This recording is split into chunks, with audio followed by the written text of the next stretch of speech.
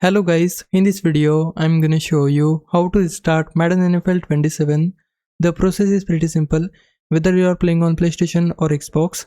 If you are on PlayStation, hold the PS button on your controller to open the home screen. Find Madden 27. I'm using Astrobot as an example here because I have the game on PC, but the steps are the same. Just select Madden 27 on your console and press the options button, then select close game. Once Madden 27 has completely closed, simply select the game again from your home screen and launch it normally. If you are playing on Xbox, press the Xbox button on your controller to open the guide, then press A to go to the home screen, highlight the game you are currently playing, and press the menu button, which is the button with the 3 horizontal lines. From the menu, scroll all the way down and select Quit. Press A to close the game, and then simply select Madden 27 again and press A to launch it.